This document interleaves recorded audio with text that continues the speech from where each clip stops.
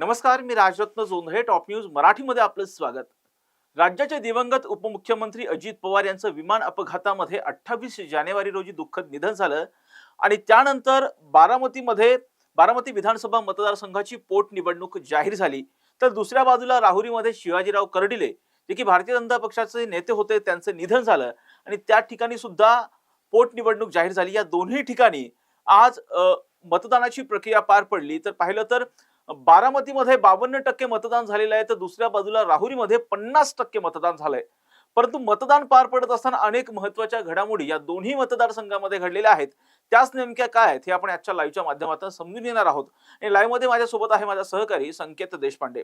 संकेत, अजित पवार यांचं निधन झालं, त्या ठिकाणी पोटनिवडणूक जाहीर झाली, त्याची मतदानाची प्रक्रिया सुद्धा पार पडलेली आहे. बारामतीमध्ये 52% मतदान झालेलं आहे आणि त्याचबरोबर दिवसभरात अनेक महत्त्वाच्या घडामोडी घडलेल्या आहेत. त्या नेमक्या काय? निश्चित राजरत्न, बारामती आणि राहुरीची पोटनिवडणूक जी आहे ती आज संपन्न झाली. सायंकाळी 6 वाजेपर्यंत, सकाळी 7 ते सायंकाळी 6 असा मतदानाचा कालावधी जो आहे तो होताना पाहायला मिळाला. खरं तर ही पोटनिवडणूक होती. महाराष्ट्र राज्याचे दिवंगत उपमुख्यमंत्री अजित पवार यांच्या विमान अपघातानंतर बारामतीमध्ये लागलेली ही पोटनिवडणूक असेल किंवा तिकडे राहुरीमध्ये शिवाजीराव कर्डिले यांच्या निधनानंतर लागलेली पोटनिवडणूक असेल.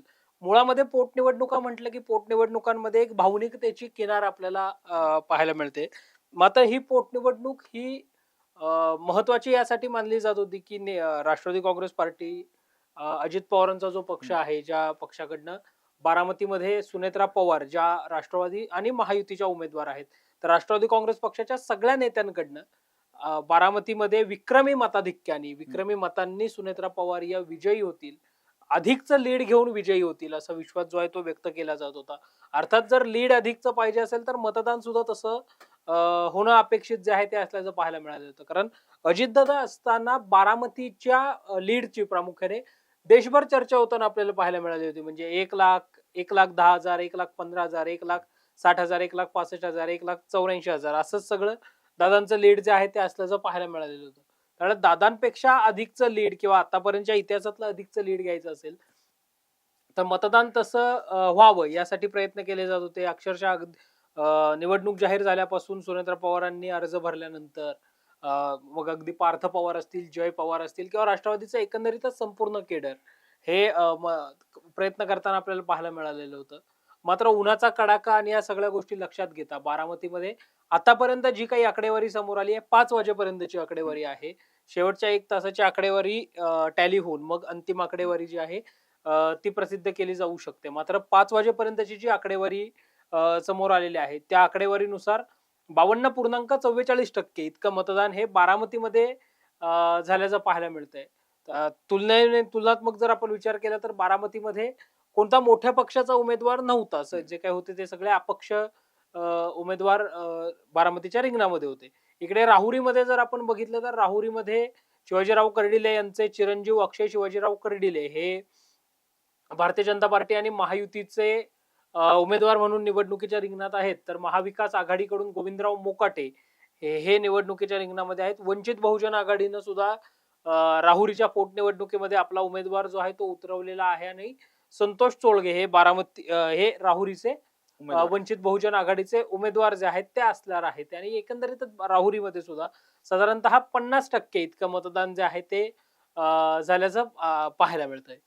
संकेत, एका बाजूला राहुरीमध्ये 50%, दुसरीकडे बारामतीमध्ये 52% मतदान झालेलं आहे. खरं तर पाहिलं तर ह्या दोन्ही लढती, विशेषतः बारामतीची जी लढत आहे ती थेटपणे सुनेत्रा पवार विजयी होतील अशा पद्धतीचा विश्वास कार्यकर्त्यांकडून केला जातोय. राजकीय समीक्षकांकडून सांगितलं जातं की ही निवडणूक जी आहे बारामतीमधील ती एकतर्फी होती. तर दुसऱ्या बाजूला राहुरीच्या बाबतीमध्ये तसा थेट अंदाज व्यक्त केला जात नाही राहुरीच्या बाबतीमध्ये. राजरत्न, प्रामुख्याने जर आपण पाहिलं तर आता दोन्हीकडच्या निवडणुका ज्या आहेत त्या संपन्न झालेल्या आहेत आणि इथला निकाल काय लागेल हा तर सर्वश्रुत जे आहे ते असल्याचं पाहायला मिळतंय. बारामतीमध्ये जसं तू म्हटलं तसं बारामतीमध्ये काही कुठला तुल्यबळ पक्षाचा उमेदवार नाही आहे.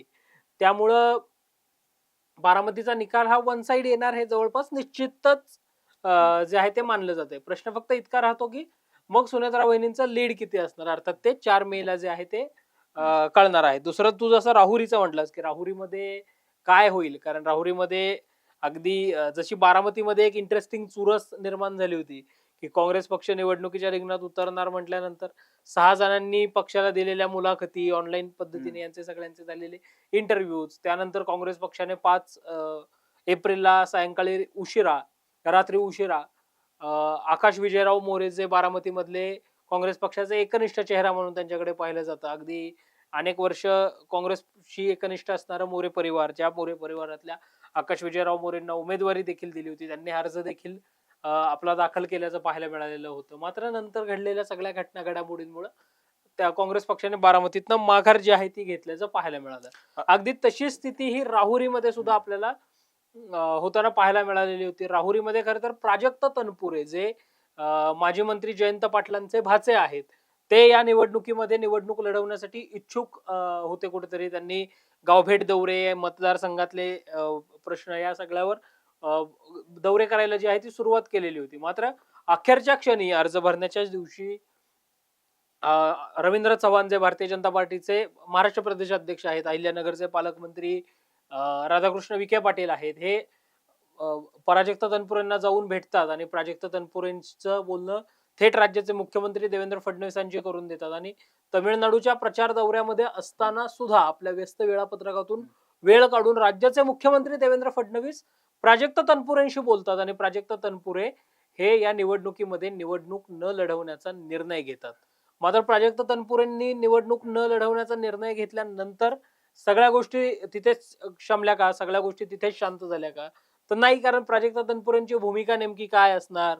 प्राजक्त तनपुरेंनी आज मुख्यमंत्र्यांच्या सांगण्यावरून माघार घेतली आहे, मग प्राजक्त तनपुरेंना काही विधान परिषदेचा शब्द वगैरे दिला गेलाय का? कारण स्थानिक स्वराज्य संस्थांमधनं जे काही विधान परिषदेवर सदस्य नेमायचे आहेत, त्यामधून प्राजक्त तनपुरेंना विधान परिषदेवर घेता येईल अशी साधारणतः चर्चा जी आहे ती सुद्धा असल्याचं पाहायला मिळालेलं होतं. मात्र तनपुरेंनी याबाबतचा कुठलाच जर आपण पाहिलं तर तसा थेट कुठला भूमिका मांडली नव्हती. अगदी 2-3 दिवसापूर्वी सुद्धा माझ्या बरोबरचे जे आहेत ते सगळे अजितदादांसोबत गेले आणि थेट राज्याचे कॅबिनेट मंत्री झाले असं प्राजक्त तनपुरे जे आहेत ते म्हटल्याचं पाहायला मिळालं. मात्र मग प्राजक्त तनपुरे मुख्यमंत्र्यांच्या उपस्थितीमध्ये होणाऱ्या राहुरीतल्या सभेत भाजपमध्ये प्रवेश करता येते काय असं वाटत होतं. मात्र प्राजक्त तनपुरे त्याच्यावर सुद्धा त्यांनी काही फार प्रतिक्रिया दिली नाही. मात्र आज ज्यावेळी राज्यरत्न मतदान झालंय त्या मतदानाच्या वेळी प्राजक्त तनपुरेंनी अखेर आपली भूमिका स्पष्ट केली. प्राजक्त तनपुरे म्हटले, मी भाजपात जाणार असं मी म्हटलो होतो का? ती चर्चा माध्यमांमधनं होताना पाहायला मिळालेली होती. मी तर पवार साहेबांसोबतच आहे. त्यामुळे एकंदरीत हा सगळा सस्पेन्स जरी संपला असला तरी राहुरीमध्ये मग मोकाटे, कर्डिले अशा झालेल्या लढतीमध्ये अर्थातच 50-50 असं काहीतरी तिथे असल्याचं पाहायला मिळतंय. संकेत, राहुरीमध्ये जसं तू सांगितलास की काही चर्चा होत होत्या, शेवटपर्यंत प्राजक्त तनपुरे यांनी त्यांची भूमिका स्पष्ट केली नव्हती आणि शेवटी त्यांनी थेट माध्यमांवरती सगळं खापर पडलं की मी भाजपमध्ये जाणार असं मी बोललेलंच नाही. तशा चर्चा ज्या आहेत त्या माध्यमांमध्ये होत्या. परंतु दुसऱ्या बाजूला आज चर्चेत होता तो म्हणजे बारामती विधानसभा मतदारसंघ. कारण सकाळी जर पाहिलं तर माध्यमांशी संवाद साधताना जय पवार आहे यांनी एक विधान केलं होतं की कार्यकर्त्यांची इच्छा आहे की मी बारामतीची निवडणूक 2029 ची लढवावी. आणि या चर्चेच्या नंतर पाहिलं तर राजकीय चर्चांना उधाण आलेलं होतं. सुप्रिया सुळेंनी प्रतिक्रिया दिली, रोहित पवारांनी प्रतिक्रिया दिली. रोहित पवार तर असं म्हणालेले आहेत की पवार विरुद्ध पवार अशी लढत 2029 मध्ये होऊ शकते, कारण सर्व पक्षीय लढतही होऊ शकते, अशा पद्धतीचं वक्तव्य रोहित पवार यांनी केलेलं होतं. तर दुसऱ्या बाजूला सुप्रिया सुळे सुद्धा म्हणाले आहेत की लोकशाहीमध्ये प्रत्येकाला निवडणूक लढवण्याचा अधिकार आहे. नेमकं आज त्या अँगलनी काय काय घडलेलं आहे? निश्चित राजरत्न, निवडणूक म्हटलंय की मग ती कुठलीही निवडणूक असो, चर्चा बारामतीचीच होते आणि आज सुद्धा आपल्याला तेच चित्र जे आहे ते पाहायला मिळालं. म्हणजे अगदी सकाळी 6:45च्या आसपास सुनेत्रा पवार यांनी विद्याप्रतिष्ठानमध्ये ज्या ठिकाणी अजितदादांचं स्मृतीस्थळ आहे त्या ठिकाणी जाऊन अभिवादन केलं आणि मग त्या मतदानाला ज्या आहेत त्या गेल्याचं पाहायला मिळालं. तिथे पार्थ पवार, जय पवार दोघेही जे आहेत ते आपल्या आईसोबत अर्थात सुनेत्रा पवारांसोबत उपस्थित होते. यानंतर ज्यावेळी पार्थ पवारांचा जय पवारांचा ज्यावेळी माध्यमांशी संवाद झाला, जय पवार ज्यावेळी माध्यमांशी बोलले त्यावेळी माध्यमांनी प्रश्न विचारला 2029चं काय? जय पवार म्हटले की कार्यकर्त्यांची इच्छा आहे, बारामतीकरांची इच्छा आहे, मला 2029ला आमदार म्हणून पाहायचंय, मात्र मी पक्षाचा कार्यकर्ता आहे, कार्यकर्ता म्हणून काम करत राहील.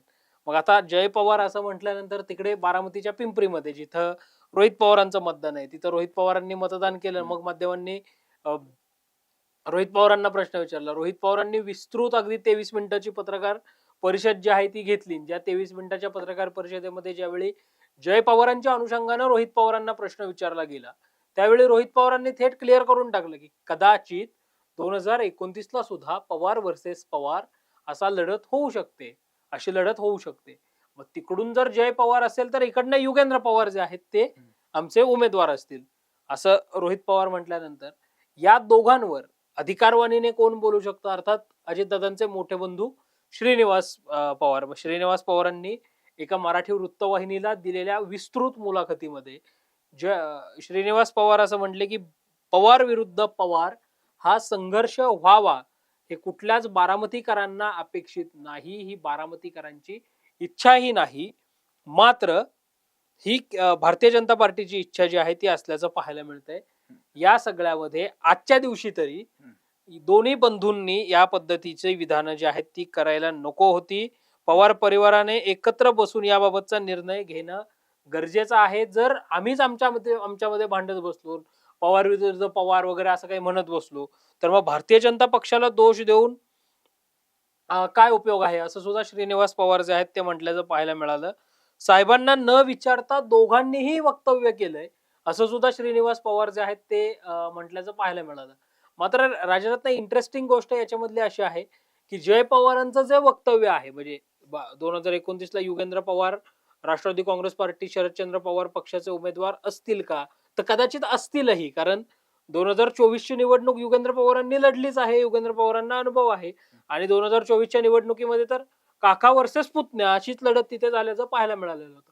मात्र जय पवारांचं विधान यासाठी इंटरेस्टिंग आहे किंवा यासाठी सरप्राइझिंग आहे की अजितदादांच्या निधनानंतर महाराष्ट्र राज्याच्या उपमुख्यमंत्री म्हणून असेल, पुणे बीड जिल्ह्याच्या पालकमंत्री म्हणून असेल, तर सुनेत्रा पवार यांनी ज्या पद्धतीने धीरोदात्तपणे सगळी जबाबदारी सांभाळलेली आहे आणि त्यानंतर आता सुनेत्रा पवार या बारामती पोटनिवडणुकीला सामोऱ्या जात आहेत, तर या सगळ्यानंतर दादांच्या उत्तराधिकारी या सुनेत्रा पवारच असतील, हेच सगळेजण गृहीत धरून चालत होते किंवा हे असंच होणार आहे असं गृहीत धरून जे आहेत ते चाललेले होते. मात्र अचानक जय पवारांची या सगळ्यामध्ये एंट्री झाल्यामुळे या विधानाची किंवा या वक्तव्याची बारामतीसह राज्याच्या राजकारणात मोठी चर्चा होताना पाहायला मिळते. नक्की संकेत, आज दिवसभरामध्ये अत्यंत महत्वाच्या घडामोडी घडलेल्या आहेत. आगामी काळामध्ये खरंच बारामती विधानसभा मतदारसंघाच्या जे चर्चा सुरू आहेत की खरंच जय पवार बारामतीमधून 2029ची निवडणूक लढवणार का, यावरती शरद पवार यांचं सुद्धा स्पष्टीकरण येऊ शकतं.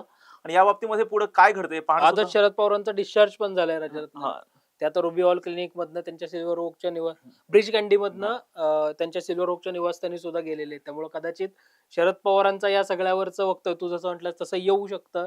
भले ते जरी डायरेक्ट माध्यमांसमोर नाही आले तरी सोशल मीडियाच्या माध्यमातून शरद पवार या सगळ्यावर काय बोलतायत का हे पाहणं सुद्धा महत्वाचं. कारण या दोन्ही पुतण्यांना थेटपणे त्यांच्या काकांनी म्हणजे अर्थात श्रीनिवास पवार यांनी नक्कीच थेटपणे समज दिली आहे एक प्रकारे. कारण यांची जी विधानं आहेत ते पवार साहेबांना विचारून झालेली नाहीत आणि यावरती आता शरद पवार नेमकी काय भूमिका घेतात, काय प्रतिक्रिया देतात, हे सगळंच पाहणं महत्वाचं असणार आहे. आणि त्याचबरोबर बारामती विधानसभा मतदारसंघाची जी निवडणूक झालेली आहे, पोटनिवडणूक, त्याचा निकाल काय लागतो, अर्थात बारामती आणि राहुरीचा, हे पाहणं सुद्धा महत्वाचं असणार आहे. आणि या प्रत्येक घटनांची अपडेट आम्ही टॉप न्यूज मराठीच्या माध्यमातून आपल्यापर्यंत पोहोचवणारच आहोत. यासाठी तुम्ही पाहत राहा टॉप न्यूज मराठी, आपला महाराष्ट्र आपली बातमी.